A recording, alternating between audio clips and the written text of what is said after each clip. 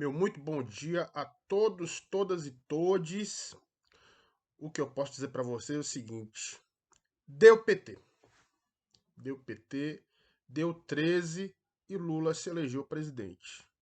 Então, reinaugurando aqui meu canal, numa data histórica, no dia 31 de outubro de 2022, depois de passar um gelo aí, né, de meses sem me comunicar pelo YouTube, eu estou voltando aqui, né, para dizer a vocês o seguinte: a tarefa está inacabada.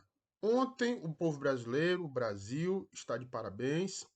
Não obstante, a gente perceber que foi uma votação por demais apertada. Uma diferença de menos de 2%. Se não me engano, foi 1,8% a diferença. Do Bolsonaro para o Lula. Do Lula para o Bolsonaro, perdão, olha o ato falho. Do Lula para o Bolsonaro.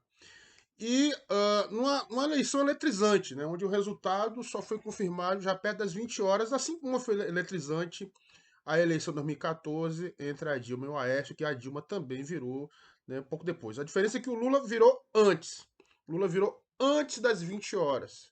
Já lá, por volta das 19 horas, já havia uma virada previsível pelo Instituto de Pesquisa, que estão de parabéns, e eis que Luiz Inácio da Silva é pela primeira vez na história da República, o primeiro presidente, né, a assumir um terceiro mandato pela via eleitoral. Eleito para um terceiro mandato. Né? E o mais velho também assumiu o cargo, já que o Lula completou esse mês 77 anos. Então, o que a gente pode refletir acerca disso? Nesse exato momento, você tem várias ferrovias no Brasil que estão paralisadas, sobretudo na região sul e sudeste, pela ação de caminhoneiros.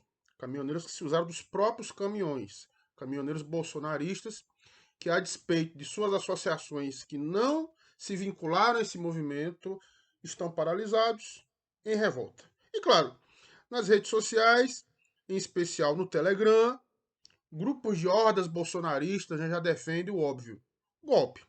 Defende intervenção militar, golpe, uma série de baboseiras. Não obstante,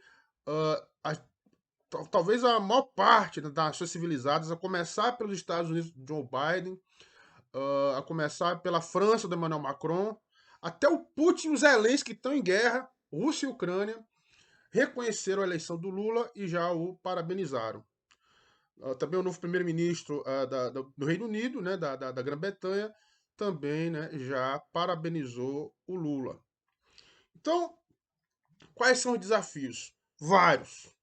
São vários desafios para a democracia, são vários desafios para a história republicana brasileira, são vários desafios para nós do campo progressista, nós que somos vinculados ao PT, o âmbito da esquerda, mesmo ao centro democrático, que não embarcou no extremismo translocado e fascistoide do Bolsonaro e suas hordas. Pois é, porque não obstante o Bolsonaro ter sido apeado do poder, que foi a grande missão civilizatória cumprida nesse país, graças a Deus, com o resultado de ontem, o bolsonarismo ainda persiste. Persiste não apenas como ideologia, como eu disse em programas anteriores, persiste como sistema. Isso aqui é fato. O bolsonarismo ele persiste enquanto sistema porque ele está institucionalizado com governadores eleitos, com a maioria no Senado e também com um bloco conciso e coeso na Câmara dos Deputados. Então, atentem, porque o bolsonarismo não morreu e nem deu seu último suspiro, muito pelo contrário. O Lula, e não só o Lula, todo o meio progressista que o apoiou, assim como, né, o fisiológico centrão, que com certeza vai querer cobrar seu naco financeiro de poder para garantir a governabilidade, vão ter então o desafio histórico de superar um extremismo político populista que contaminou não apenas o Brasil, mas o mundo. Levante-se em conta que lá nos Estados Unidos do Biden, o trumpismo ainda está presente e forte dentro do Partido Republicano. Então, dito isso, meu amigo, minha amiga, meu camarada e minha camarada, não é aqui querendo desmanchar a festa de muitos que já estão com ressaca, né? Porque ficaram madrugada dentro comemorando a vitória do Lula. O que eu quero dizer para vocês é o seguinte: o desafio agora triplicou. Porque, não obstante o desafio eleitoral institucional ter sido cumprido, a despeito, por exemplo, de uma PRF que criminosamente fez operações descumprindo o TSE, desafiando mais uma vez o Alexandre de Moraes para impedir eleitores de votar, não obstante isso, apesar dessa covardia bolsonarista, apesar do uso da máquina, apesar do orçamento secreto usado aos bobotões, da lei de responsabilidade fiscal ter sido chutada para cima, para a lua, apesar do uso grosseiro, evidente e criminoso da máquina, o Bolsonaro não conseguiu ganhar, porém vai bagunçar. Vai bagunçar e até não vai passar nem a faixa, está em silêncio, um silêncio que para muitos é atemorizador, porque o silêncio do ressentido, o silêncio do derrotado, o silêncio do recalcado, o silêncio daquele que não segue as regras do jogo é muito mais perigoso do que a declaração de derrota, do que a declaração, inclusive, enfurecida de derrota. E é nesse silêncio que a gente vai ver que, pelas formas subterrâneas e terríveis como o bolsonarismo atua, como eles agora vão tentar incendiar e envenenar a nação, para aí sim tentar o que eles sempre quiseram, que é um golpe. Então, muita atenção na defesa das instituições, muita atenção na defesa do Estado Democrático, muita atenção na defesa do mundo civilizado, a começar pelas Nações Unidas e OEA, e pelas nações vizinhas, e pelo apoio que temos que ter, sim, nos setores progressistas das Forças Armadas e dos meios policiais, para deter qualquer avanço golpista. Que vai ser um avanço golpista lá Capitólio, como foi do Trump.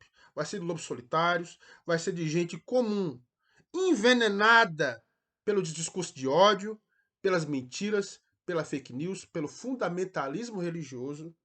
Pessoas ali que muitas vezes não precisam de cadeia, mas sim de um psiquiatra. Mas as pessoas que são facilmente manipuláveis podem sim fazer besteira amando o seu chefe, amando o seu líder. Então, nesse sentido, eu faço aqui uma conclamação. Ao mesmo tempo feliz e conclamando todos os eleitores de Lula que estão satisfeitos com a vitória. Estão satisfeitos em superar o pesadelo de 4 anos, não só de pandemia, mas 4 anos de muita burrice e ignorância. E ódio, e incompetência. E tolimento de direitos. E todo tipo de racismo e misoginia. E LGBTfobia. Mas não só isso. Dizer para todos aqueles que estão comemorando que também abram o olho e que comecem hoje, a partir de hoje, a defender o governo de transição, a defender uma transição democrática, a defender as instituições e defender, sim, que no dia 1º de janeiro o Lula assuma a faixa presidencial, que naturalmente não vai ser passada pelo Bolsonaro, mas que assuma com a responsabilidade de efetivamente pacificar esse país. Tá certo? Um forte abraço a todos que acompanham aqui o nosso canal.